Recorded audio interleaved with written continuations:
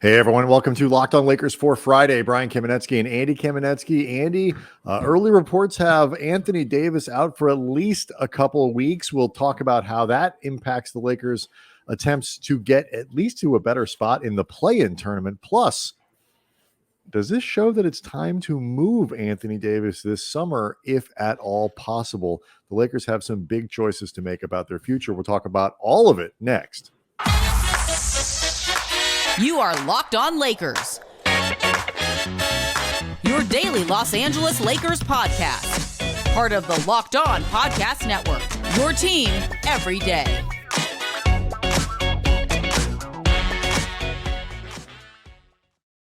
want to thank everybody for making Locked On Lakers your first listen of every day, Monday through Friday. We get this thing up for you no matter how you get your podcasts, where you get your podcasts. You always have a podcast to listen to. And make us your first listen of every day. Make another Locked On podcast your second listen of every day, but only after making us your first.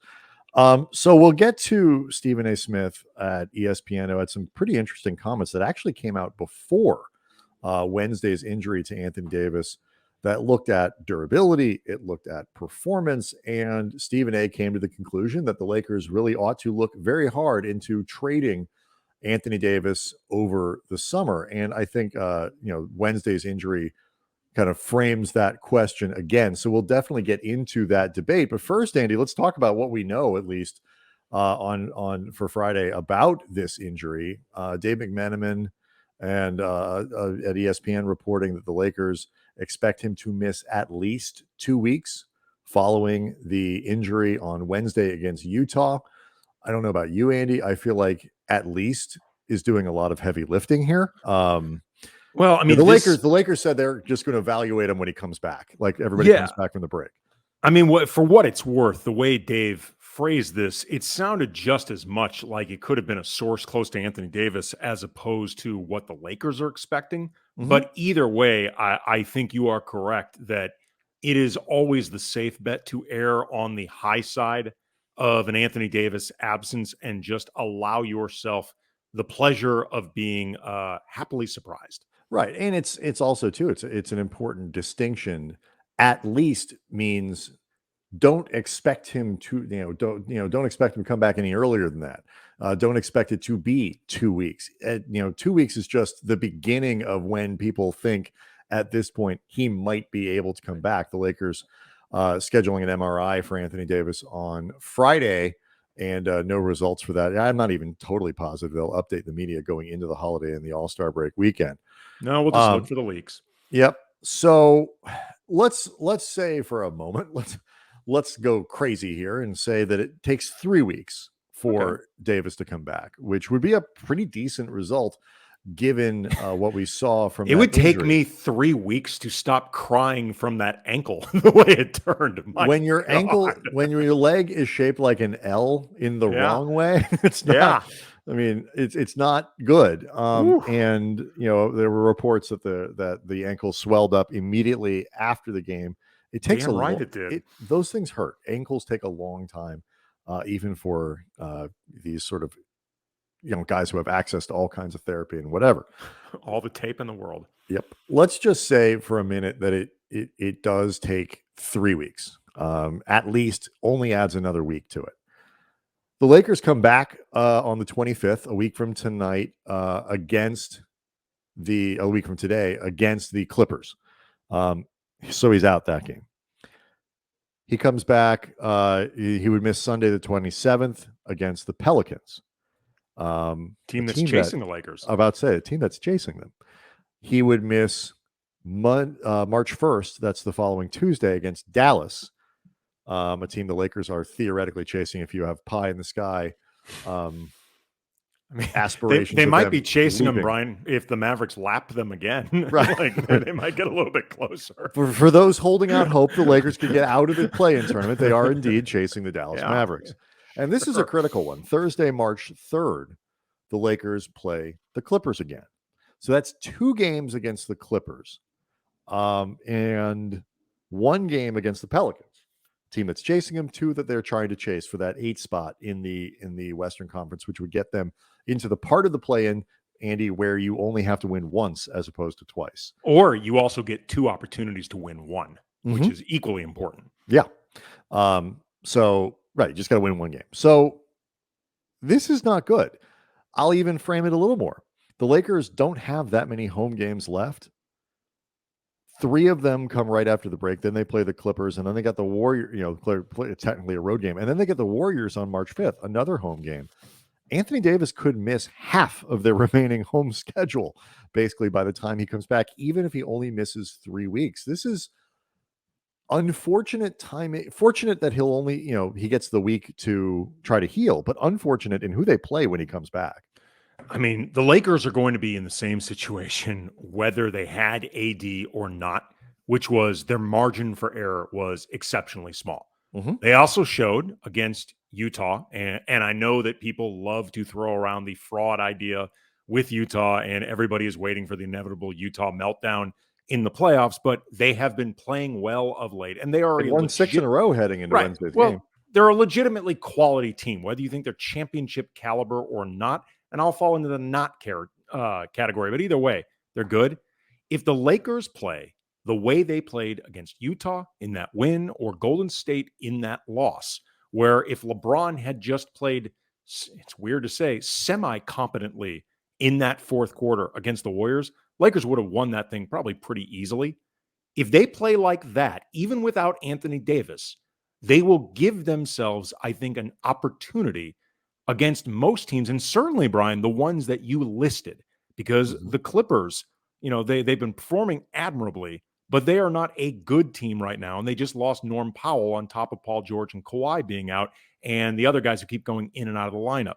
The Pelicans are, playing a little better of late, but they're not a world beater team by any stretch of the imagination. No, they're just less crappy than they were before. Right, exactly. So the Lakers can give themselves, I think, a legitimate opportunity to win these games. And if you want to really, I think, look at this half glass full, but in a way that isn't entirely BS, a lot of this is just in their hands. What do you want to do with it? Yeah. I mean, look, you're right. A team with LeBron James and Russell Westbrook certainly has more star power than what the Clippers are going to be able to put out before Paul George comes back, assuming he does at some point. I mean, there's still that mystery as to whether Kawhi is going to play a minute this season. Ty Lue has indicated that he might not. And so they should be capable of winning these games or at least being competitive in them. But we saw with the last time they played the Clippers that it was a problem. And for me, what is interesting, talk about the margin for error. It's like, who has to be better? LeBron obviously has to be playoff LeBron. You can't have fourth quarters like you had against Golden State. He's got to play like he did Wednesday night against Utah, where it's just like, damn. And to be fair to LeBron, what happened against the Warriors was extremely rare, but it happened. It happens. Even the greatest players of all time have off quarters. I'm not trying to. It's not fair in some ways what's on his plate. Russ needs to be the Russ of Saturday, where he played a solid game after the first raggedy first quarter, and he played a good game against Utah on Wednesday. And then it becomes, can you get Carmelo Anthony back on the floor? And what does he do? Can you get 2 weeks worth of really genuinely consistent play from Malik Monk, where he fills a role as a scorer and holds up well enough defensively? Can THT be the guy he was? He's played pretty well last week or so. Yeah, THT's actually played pretty well. He didn't put up huge numbers against Utah, but he did have 4 block shots. He was very active defensively. Yes. And he's just been better. He's been flat out better. Like, those are the guys, like, when you talk about the margin for error, LeBron is baked into the cake. Russ needs to be baked into the cake. What else can you put in the cake? And that to me is where the thinning out of the roster is really hurt, and they have to find guys who step up consistently. Well, for what it's worth thinking about this too, that if the guys that we mentioned just now, who I think at this point, for better or for worse, constitute the upper half of this roster, all play the way they're supposed to, then you can actually get the most out of Austin Reeves as well. Because, like we've talked about many times, he's the connectivity player. You need to give him something to connect. But as we've seen over the last couple games, if you play well, his value rises substantially. And if they win on Friday when they come back, right away and can pull into a tie there, or something close. I haven't looked at the Clipper schedule. Maybe they play before. I don't think they do. That right away boosts their confidence, boosts their feeling of like, okay, we can make a little bit of headway and at least give ourselves the best opportunity.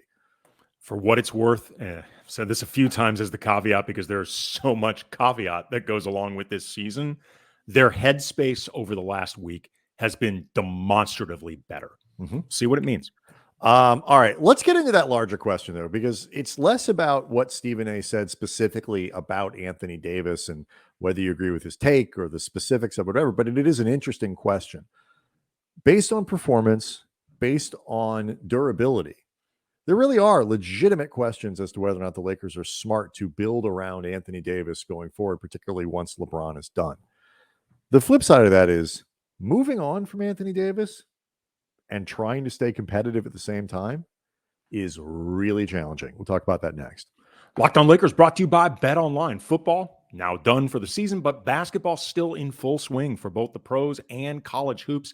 And for all the latest odds, totals, player performance props to where the next fired coach is going to land, betonline.net is the number one spot for all your sports betting needs. BetOnline remains the best spot for all your sports scores, podcasts, and news this season. And it's not just basketball. BetOnline.net is your source for hockey, boxing, UFC odds, right down to Olympics coverage and information. So head even to the website. Foxy boxing.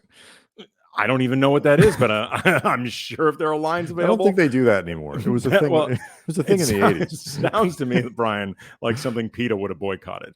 No, and it's not. Should. No, not foxes. It's not foxes boxing. Oh, is it something that like Glow, the gorgeous ladies of wrestling? So it's something ladies' organizations would have boycotted. Right. It's misogynists and people who don't like them, don't like foxy well, boxing. I'm going to assume it's not the PETA people. BetOnline.net, they're not associated with something like that. They wouldn't be involved. That's for the other betting sites out there that have far less scruples and integrity. Did you really think it was Foxy's boxing? I've never heard of it. I don't know what it was.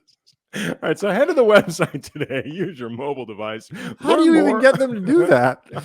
They're not kangaroos. I don't know, but there are amazing animal trainers out there. Some of whom, work in the dark underground. Bet online where the games start. We just lost them. Okay, so what was interesting about the Stephen A. clip isn't even so much you like Stephen A. You don't like. It's that it was actually predates Wednesday's injury, and because we have talked a lot, even setting aside the questions of durability, Andy, which are highly relevant. Oh, yes, Anthony Davis. I'm still picturing the Foxes boxing. I mean, if you can teach a fish to ride a bike, you can teach. You can't. How do they pedal? I don't know, but the whole point of the whole expression is they don't need bicycles. Oh, it's the other animals that can do it. I know there's an animal. Maybe it's like a chimp. I think it's a squirrel. I think I've seen a squirrel ride a bicycle. Okay. Well, definitely not a fish, idiot. Whether or not Anthony Davis is the kind of guy that you can depend on to be your 1A as opposed to your 1B, you don't have the security blanket there for LeBron. And presumably the plan for the Lakers is to surround Anthony Davis with other stars. Everybody comes off the books except AD after next season. LeBron presumably could keep playing if he wants to, but you have a bunch of cap space to bring another star in. You can kind of reset the whole thing. That, Brian, is a whole other fascinating discussion. Oh, it is. And we'll have time for it. But my question is just, before even you start to factor in the issue of durability, how much confidence maybe this season have you bled, because I know I have, about the idea of making Anthony Davis your unquestioned number one, the guy around whom you build everything else? Because right now it's built around LeBron. Anthony Davis has the freedom then to go be the best player, hopefully, on the team. But he hasn't performed that way.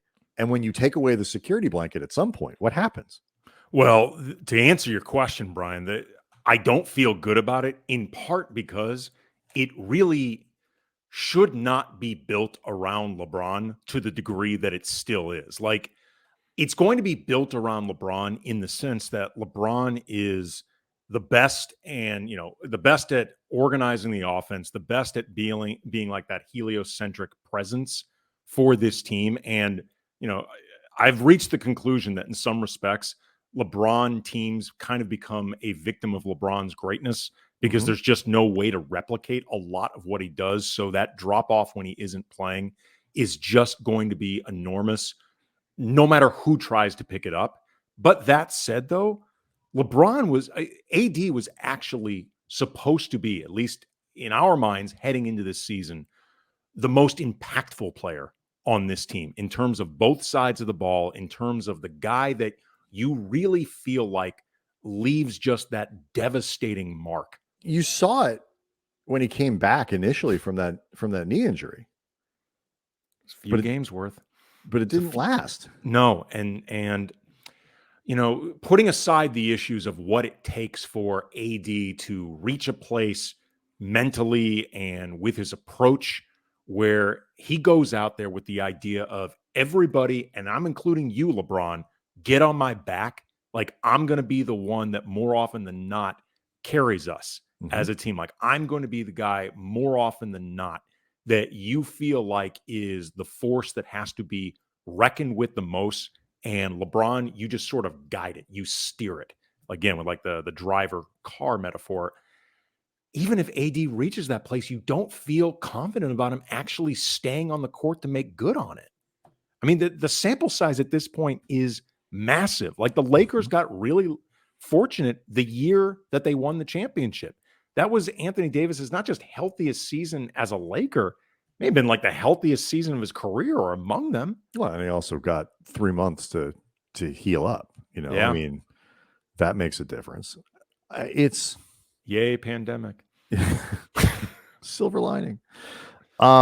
Sure, it was bad for the world, but the Lakers got a title out of it. They got a title out of it.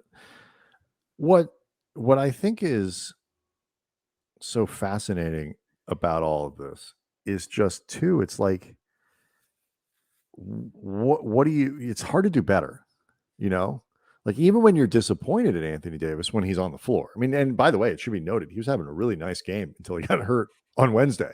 He was dominant. He had 17 points in the first half that hadn't even concluded. And, it's just, it is so this season for that to happen, period.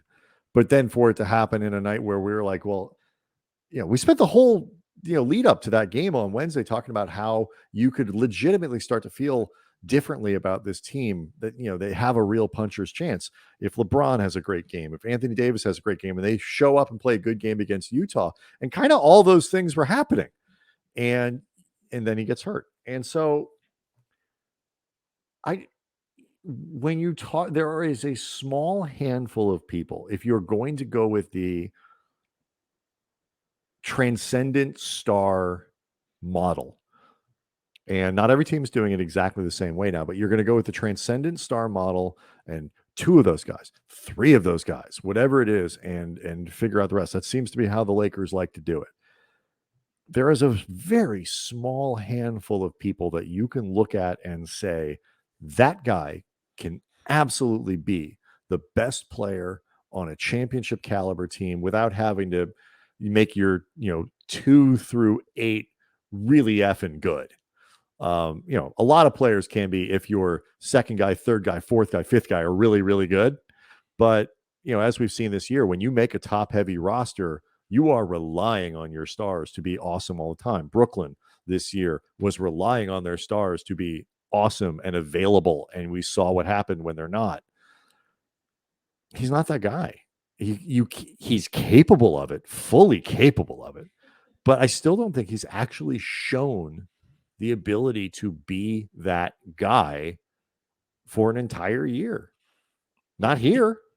Okay. Here's what I think, though, really makes this question that Stephen A. brought up extremely complicated. Like, it's going to be really difficult to trade Anthony Davis for that guy who is an undisputed number one, like, that type of player is really rare anyway. Then you got to find that guy who happens to be with a team that he wants to get moved from, and that the organization will have reached a point where they say, all right, we know we're going to lose this guy. We got to cash in now while we can get the best possible opportunity. Yeah. So hold on to that, because that is the real crux of it. Like, if you decide that the answer is AD's not the guy, what do you do? How do you get that? And that's the question you're really getting at, because it's really hard. We'll do that next. Locked On Lakers, brought to you by Built Bar. All right, we are like halfway through February. Everybody has given up on their New Year's resolutions, like the one about getting fit. Like, let's say you're a fox who wants to get in shape and box. Right, but the fox, hates all the working out and stuff like that. So it's like, hey, what's the workaround? Built Bar is the protein bar that tastes like a candy bar, even better than a candy bar. Like, you want to eat healthy, Built Bar's got you covered. They are covered in 100% real chocolate, but unlike, candy bars that contain like tons of sugar, just calories out the wazoo, Built Bars just 130 calories, only 4 grams of sugar, 4 net carbs, but 17 grams of protein. That's the good stuff. That's how fishes and foxes end up yoked. And you've got all these great flavors to choose from, like coconut almond, peanut butter brownie, mint brownie, salted caramel, and down the line. So go to built.com, use the promo code LOCK15, get 15% off your order. Again, promo code LOCK15, 15% off at built.com. And it's only going to get worse, Andy, if the Lakers end up having to blow this thing up. And I don't think they will, but in part because of what you were talking about before. You have LeBron James next year, who is still really good at basketball. Hot take, I know. If you decide this summer that you are going to move off of Anthony Davis, you're still presumably going to try to move on from Russell Westbrook. Doing that and still putting a really good team around LeBron at age now 38, those two things are real challenging, because you're not going to get a star back for Westbrook. That much we know. And any team, like you say, that would be interested in Anthony Davis that has a star of their own is probably going to be thinking the same things that we are. Well, wait a minute. Why would we want Anthony Davis when we already have this guy? Anthony Davis has all these flaws that those fox boxing and fish people pointed out on that podcast that we listen to all the time. This is what makes it even more complicated, Brian, and something that could lead to perhaps LeBron subtweeting Rob Pelinka, like some suspect that he did when he put out a tweet of Rams GM Les Snead wearing a T-shirt at the Rams parade that says F them picks, referring to the draft picks that he and the organization have traded rather vigorously. You can debate, and maybe we will, either on this show or another show, how much of that was LeBron taking shots at Pelinka or just celebrating a team that he clearly roots for. But what makes this complicated is, in my opinion, if you're going to make a move like that with Anthony Davis, LeBron cannot be a big part of your considerations. He can't be, because he will be 38 years old by the time next season ends. He's still playing at a high level, but his own availability is becoming less of a given.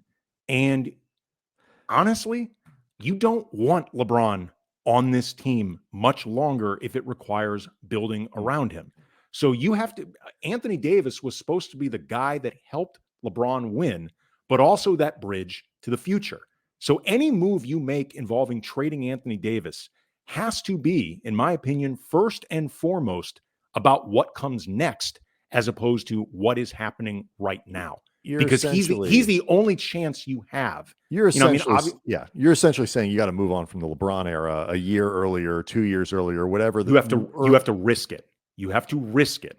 Moving on from, because and like maybe that means LeBron doesn't come back. Maybe that means you sign and trade. Maybe whatever it is. But yeah, you're right. And again, I want to make it clear: Anthony Davis is fully capable of being a franchise player, at least from a talent standpoint. And I don't know if he's ever going to be a guy who plays more than 65 games a year.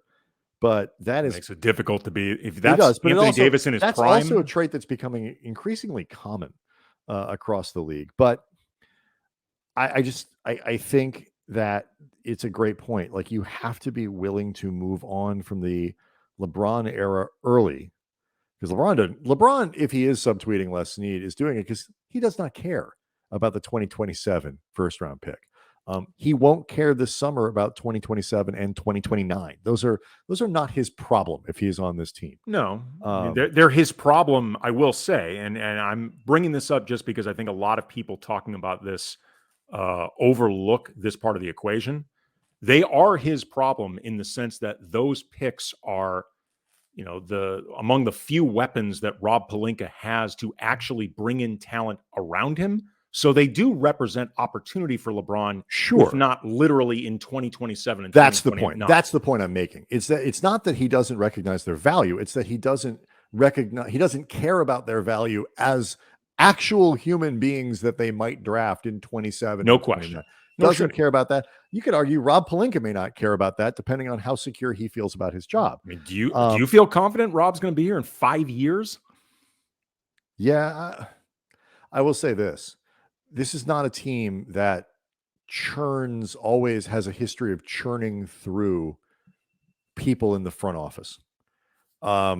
Coaches now, yeah, they've gotten pretty good at that churn, but front office people that Jeannie trusts and feels comfortable around, if she feels comfortable with Rob Pelinka and all that, like, if Kurt Rambis says, let's keep him around, then yeah, I think Rob has a chance to stick around longer than perhaps the track record would want. And a lot has to happen between now and then anyway, because they did win a title 2 seasons ago. Sure.